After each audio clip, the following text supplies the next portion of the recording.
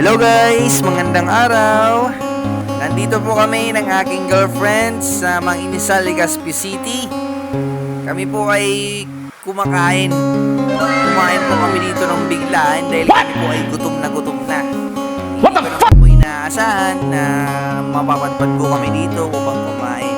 Kumbaga po biglaan lang po ito.